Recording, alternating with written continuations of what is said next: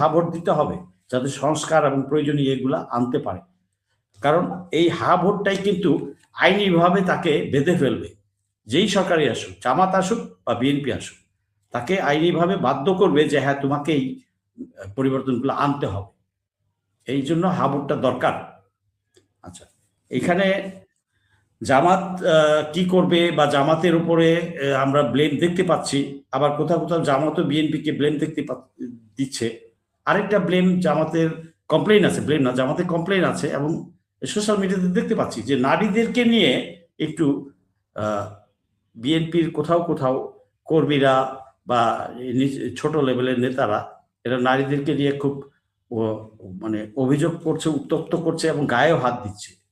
একটা মহিলাকে তো মেরেই ফেললো কোন নেতা নেতা পরশুদিন না কবে। কেন ভাই? নারীটা কে? নারীটা তো আপনার মা, আপনার বোন, আপনার মেয়ে, আপনার বউ। তা আপনি কি কলা গাছকে বিয়ে করবেন, নারীকে বিয়ে করবেন না? আপনি কি কলা গাছ ফেরে দুনিয়াতে আসছেন? আপনার মার পেট থেকে আসেন নাই? নারীর প্রতি এত বিদ্বেষ কেন? এই বিদ্বেষ, এই যে নারীর প্রতি বিদ্বেষটা দেখাচ্ছে, এতে বিএনপির ক্ষতি হচ্ছে। এটা বিএনপির নেতৃস্থানীয় ব্যক্তিদেরকে বুঝতে হবে, তাদের মাঠকর্মীদের বুঝাইতে হবে। কারণ অর্ধেক ভোটার নারী, ওখানেই তো জবাব পেয়ে যাবেন। এই যে অর্ধেক ভোটার নারী, 6 কোটি কত 6.5 কোটির মতো হচ্ছে পুরুষ ভোটার, আর 6,28,00,000 না কত হচ্ছে নারী ভোটার। তো এই যে নারী ভোটাররা যদি ওইদিকে 80% টিল্টেড হয়ে যায়, তাহলে তো আপনি লুজার হলেন। আপনার যে ভোটগুলো পেতেন নারীদের কাছ থেকে, সেখানে তো আপনি লুজার হবেন। তো বিএনপি তো নিজের পায়ে নিজে কুড়াল মারছে। এই ব্যাপারে তো বিএনপির উচিত সচেতন হওয়া। এটা প্রথম থেকেই সচেতন হওয়া উচিত ছিল যে এই দেশের জনসংখ্যার অর্ধেক হচ্ছে নারী, ভোটার অর্ধেক নারী। তো ভোটার জনসংখ্যা বাদ দেন, নারী কি আপনার মা বোন না? আপনি কি আকাশ থেকে পড়েছেন নাকি? আপনি যদি আপনার মাকে সম্মান দিতে না পারেন, তাহলে আপনি পৃথিবীর অন্য কোনো নারীকে সম্মান দিতে পারবেন না।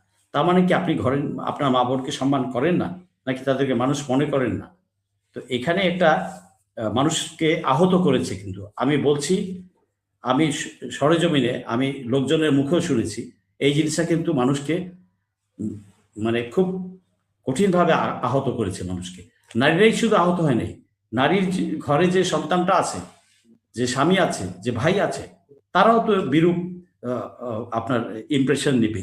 এই ধরনের নেগেটিভ অ্যাটিটিউড টুয়ার্ডস নারী, নারীর প্রতি এই ধরনের অসৌজন্যমূলক আচরণ, এটা পজিটিভলি কোনো ভোটার নেবে না। এই জিনিস তো বোঝা উচিত। শুধু মিছিল করলেন, মিটিং করলেন, মাইক বাজালেন, গান দিলেন, জনসভায় লোক আনলেন, অনেক হয়ে গেল। ভাই, জনসভার লোক সংখ্যা দিয়ে কিন্তু ভোটের রেজাল্ট পারসিভ করা যায় না। লোক সংখ্যা তো অনেক আছে, মজা দেখতে আসে। আমি থাকলে আমিও হয়তো ওই মাঠে গিয়ে দাঁড়াইতাম, কি বলে রে শুনি। কিন্তু মানুষ যে এই ভোটটা যাকে দিবে, তার পারসেপশন কিন্তু তৈরি হয়ে আছে। এখন পারসেপশন যদি আপনি পরিবর্তন করতে চান, আপনাকে আপনার ভালোটা বলতে হবে।